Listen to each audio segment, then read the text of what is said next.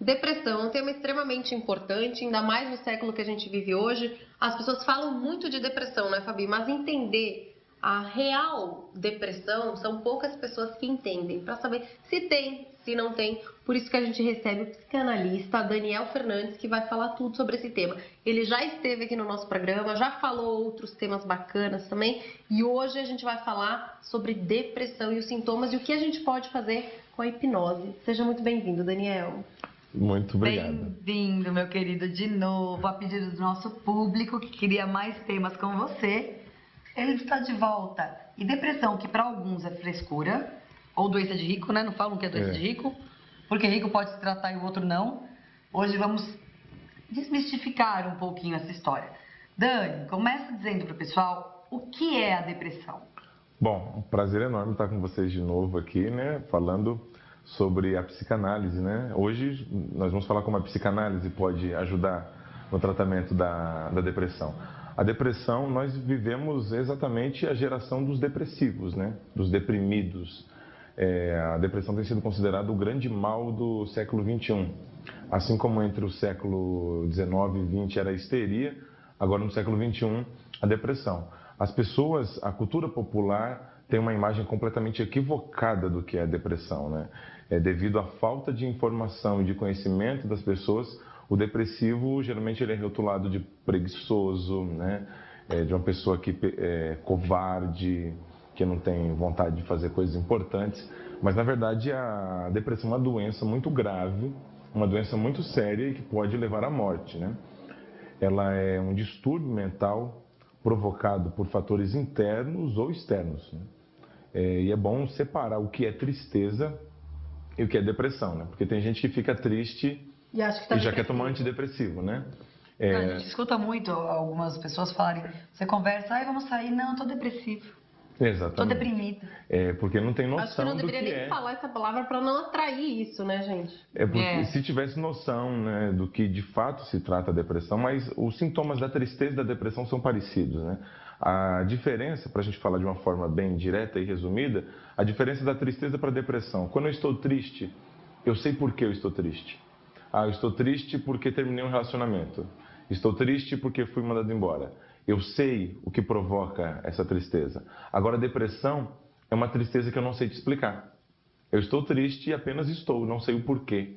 Não sei de onde vem essa tristeza. E de repente, até por momentos felizes, a pessoa continua triste. Exatamente. E é uma tristeza muito mais aguda, muito mais profunda, né? Uma tristeza solitária, eu diria. Exatamente. Eu acho que pelas descrições que eu já recebi, uma tristeza solitária.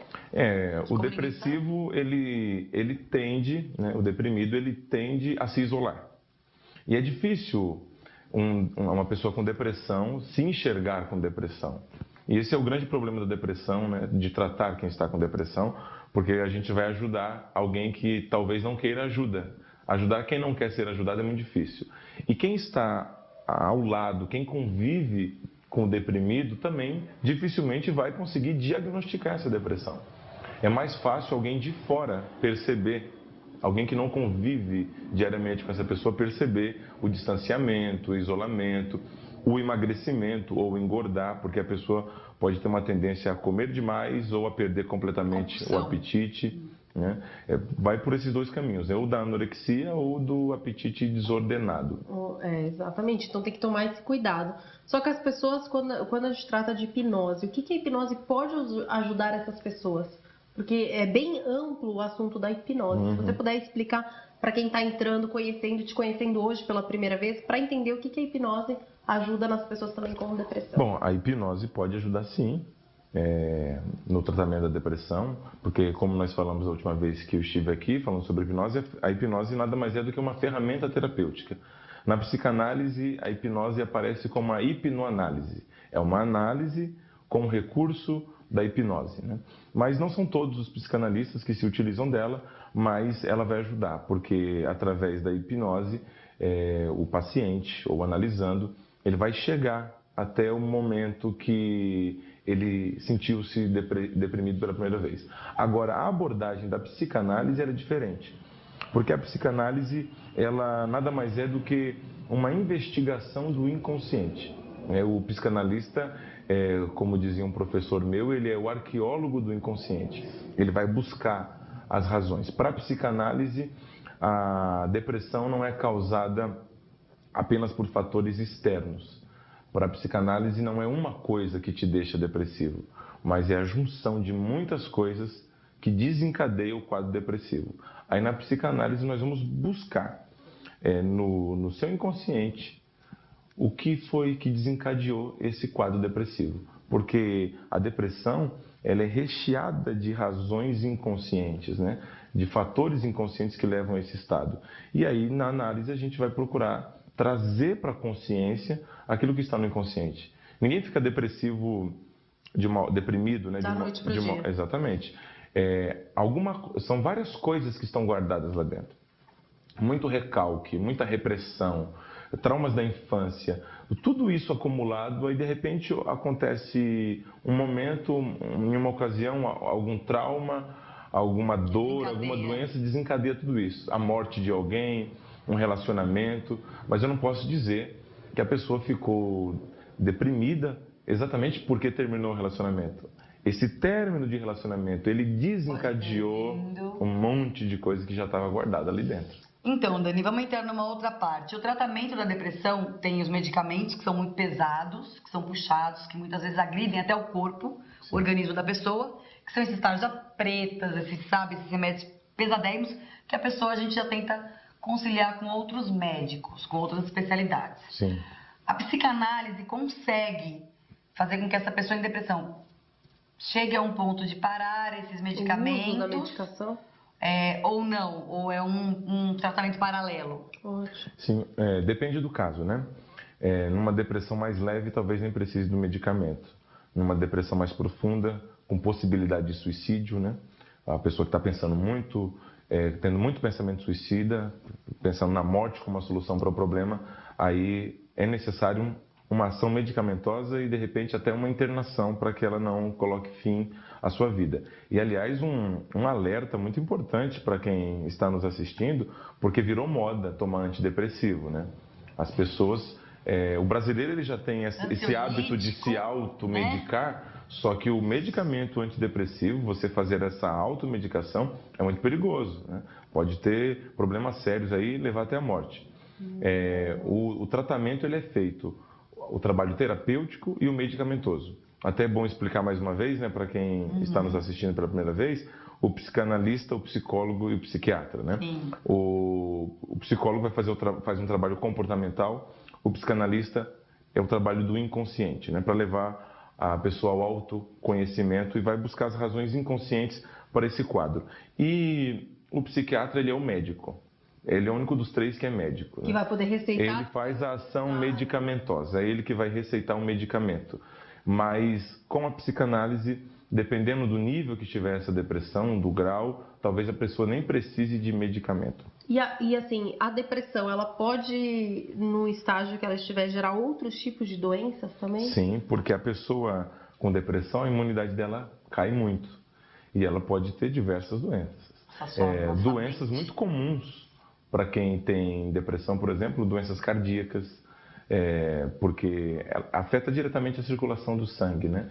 Então, qualquer coisa que ative a circulação do sangue é bom para a depressão. Qualquer medicamento, qualquer alimentação, qualquer suplementação que esteja ligado à circulação do sangue pode funcionar como um antidepressivo. Tem que fazer, quando a pessoa está sofrendo, acho, de algum tipo de ansiedade, de depressão, primeiro ela tem que saber realmente se ela tem depressão, se ela tem ansiedade, e tratar tudo mesmo, tratar com todos os médicos e tratar também da parte da alimentação, porque vários alimentos ajudam nesse combate também, deixa a pessoa mais calma, mais tranquila, então isso acaba ajudando em muito, gente. Tem fatores orgânicos também, né, para a depressão. A psicanálise, para a psicanálise vai ter sempre uma razão inconsciente, sempre ligado ao emocional. Mas tem gente que diz, eu nunca vou ficar depressivo, porque você acha uma pessoa muito forte, mas ela também tem fatores orgânicos. Um desequilíbrio hormonal pode levar à depressão. É por isso que muitas mulheres têm depressão, e o número de depressão entre as mulheres é maior do que os homens, por causa da alteração do corpo o tempo todo, né? As questões de hormônio também.